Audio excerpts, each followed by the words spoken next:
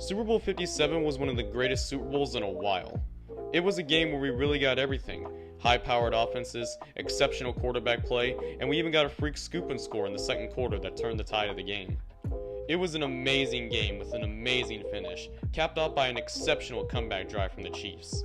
They're well on their way to being the NFL's newest dynasty, if they aren't already.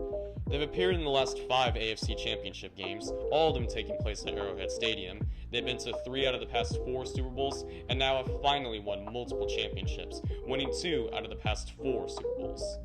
Their quarterback, Patrick Mahomes, now has his 2nd MVP and 2nd Lombardi Trophy, more accolades for a man who's already had a sensational career. With 2 Super Bowls, 2 MVPs, 2 Super Bowl MVPs, 3 All-Pro selections, and an Offensive Player of the Year award, amongst many more, he could retire now and arguably be a Hall of Famer. But he's only 27, and he's here to stay for a long time.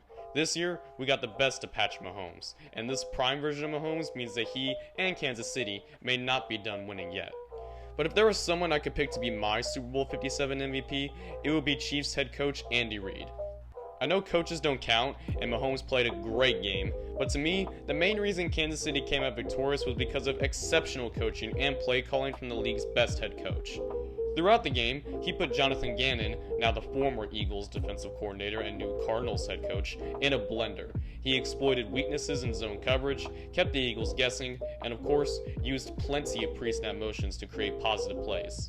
We'll get to how Mahomes played sporadically in this video, but let's take a look at the play designs from Reid first. Most people already know the Eagles got killed from pre-snap motions, but I wanted to see how. What were they trying to accomplish with pre-snap motions?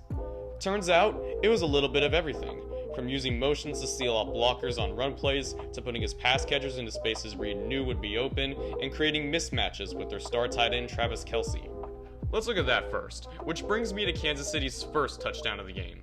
The Eagles are playing a cover 1 look with a linebacker dropping into a hole underneath, and the Chiefs motion Kelce into a stack alignment. Kelce is a mismatch for anyone, especially for Marcus Epps, the safety who drops down to cover Kelce late in the cadence. Epps plays aggressive man coverage here, and the Chiefs match that with an aggressive out and up route from Kelce. He beats his man, and it's a touchdown. It's a beautiful touch pass from Mahomes, who puts it right in Kelce's breadbasket for the score. Kelce is truly one-on-one here because the post route occupies the lone safety up top. The Chiefs found a way to give Kelce this kind of space on several occasions. Earlier in this drive, Kelce was again in motion against a cover 6 look from the Eagles. James Bradbury is manned up against Sky Moore on the boundary side, while the rest of the defense is split into that cover 6 look. Andy Reid knew this was coming, and was able to give Kelce a route that would beat this coverage. Kelce's motion gives him a free release, and his route is ran away from the passing strength, which was the right side of the field with 3 receivers, to put pressure on the weak side of the defense. Kelce is also able to bend this over route to make sure he finds the right amount of space to make this catch. And of course, it's a good ball from Mahomes as well. On the next drive, Reid again uses great play design to give Kelce some space. Kadarius Toney's motion causes the apex corner, Avonte Maddox, to quickly drop down, while a 9 route from Marquez Valdes-Scantling on the outside draws 2 defenders with him. This leaves linebacker TJ Edwards all by himself in the middle of the field, and Kelce runs a great sail route to get around him. Edwards is quick to try to cut him off underneath, but gets left behind when Kelce cuts back left, even falling down in the process. The Chiefs again try to use motion to give Kelce more mismatches in the third quarter when he runs another short one on a stack alignment, just like he did in the first quarter. Because of the motion inside, James Bradbury has to take the new outside receiver here, Juju Smith-Schuster, leaving Kelce one-on-one with safety CJ Gardner-Johnson. Yet again, it's another mismatch, as Kelce releases well off Gardner-Johnson to run his route inside, and even causes him to slip, leaving him free in the middle of the field for a first down. I can't overlook Mahomes' effort on this play either, who makes this throw while falling down, which is incredible. What I really want to look at though is the final 2 passing touchdowns for the Chiefs, because this is where they really use the Eagles' tendencies against them. It's 2nd down inside the 10, and the Chiefs send Sky Moore on a jet motion. Here the Eagles use a rock and roll check. On the rock and roll, Philadelphia sent an outside corner towards a single high safety, and that safety dropped down to cover Moore instead of the corner. The 2 basically just switched spots in the defense. This was done so that the Eagles could maintain their man-on-man alignments without compromising their defensive structure. Reid saw this and had a perfect counter to it. On the very next play, they sent Kadarius Toney on what looked to be another jet motion. The Eagles checked into rock and roll, but Tony quickly cut back to the outside and ran a route into the flat. There's nobody there for the Eagles, and it's an easy touchdown for the Chiefs. On the Chiefs' next drive, they did the exact same thing. The play before, Moore came across on another jet motion, and the Eagles again used a rock and roll check to cover him. Reid saw this and called the exact same play they did for a touchdown on the previous drive. Moore ran in apparent jet motion before cutting back to the outside, and once again, nobody is there to stop him from scoring a walk-in touchdown. This play, called Corn Dog by Reid, was used by the Jaguars all the way back in Week 4 to score a touchdown.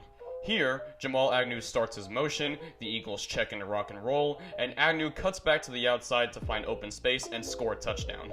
Doug Peterson, the Jaguars head coach and a former assistant under Reid in Kansas City, knew this would beat the Eagles' tendencies, and so did Reid. I can see why Gannon installed a rock and roll, because earlier in the game, they tried covering a jet motion by having a defender run all the way across the formation. But here, there's just so much that Avonte Maddox has to get through to run to the other side. A rock and roll check prevents that from happening, and it's supposed to make things easier for the defense. But the Chiefs used it against them, and it didn't really work out for the Eagles. But there was a way the Eagles could have stopped both touchdowns. Instead of trying to get to their correct places, their corners could have watched the receivers a little more to confirm the jet motion was actually happening before going through with the rock and roll. Here, Darius Slay and Avonte Maddox don't have their eyes on Tonyan, and the Eagles are more focused on making sure the rock and roll check runs smoothly, rather than actually making sure the receiver is running the right motion for them to do it at all. Before the next topic I want to hit on, I want to show a fun play that set up Tony's touchdown, and it's another great play design from Reid. Here, Tony again is running another motion, running out wide and running a bubble screen. This causes both the apex and the hook defenders to drop down, leaving Juju wide open for a first down catch. It's just another example in this game of Reid using motion to manipulate the defense and create open space for his pass catchers. Here's another play where a motion manipulated a defender. It's first and goal, and Moore runs another jet motion that gets TJ Edwards leaning a couple of steps to his left. This means when Jerick McKinnon comes out into the flat for a pass, Edwards isn't able to get there in time, and needs a tackle from his teammate to prevent the touchdown. Now, I want to talk about Reid's use of motion in run plays. On many occasions in this game, he'd use the motion man as an extra blocker on the line of scrimmage. Sometimes it was to be a lead blocker, while other times it was to seal off the edge rusher coming down to make the tackle. The Chiefs did this a few times in this game with mostly positive results. But the best way they used motion was to manipulate the defense. Let's go back to the opening drive to see Isaiah Pacheco's first big carry of the game.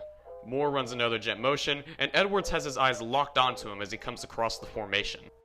But because he has eyes on him for a bit too long, he's not quick enough to fill the A-gap when Pacheco receives the handoff. The rookie running back takes full advantage, runs right through the space, and he's off to the races for a 24-yard gain. There were also two occasions on the Chiefs' first drive of the second half that I want to look at as well. Here, Kansas City has a 3rd and 1 in their own territory and come out in 22 personnel with 2 tight ends, 2 running backs, and 1 receiver. The motion man, tight end Noah Gray, not only makes Marcus Epps drop down to create a one-high safety look for the Eagles, but it puts the majority of run blockers on the right side for the Chiefs. It strongly indicates a run to the right, but Reid calls a misdirection play, with Mahomes handing it off to Jerick McKinnon, who's lined up as a fullback here, to run to the left. Not only does it fool the defense and give McKinnon a big hole to run into, but the one high look that the Eagles dropped into made CJ Gardner-Johnson drop so far back to where he had to travel a greater distance to make the stop. Later in the drive, the Chiefs are on the 1-yard line and again make use of Moore on motions. Reid brings them on not just 1, but 2 jet motions, and it confuses Philly's defense. They try to check into another rock and roll look, but it's with 4 guys this time, and it's a bit of a jumbled mess. The Eagles can't figure it out, they think the Chiefs are going to do something unconventional, but nope, it's a simple run up the middle and Pacheco walks right into the end zone for a touchdown. Andy Reid is a wizard and the offensive genius that's now delivered the Chiefs multiple Super Bowls. He out-schemed and out-coached the Eagles to a championship and has put himself in Kansas City folklore for the rest of time. Don't get me wrong, everyone on the Chiefs roster, especially guys like Mahomes, Kelsey, and one of the best defensive players in the league in Chris Jones, made major contributions throughout the season. But Super Bowl 57 was truly Andy Reid's masterpiece, and the Chiefs have their 3rd Super Bowl in franchise history because of it. That brings this video to an end. Make sure to like, subscribe, share, and comment, and follow me on Twitter and Instagram as well.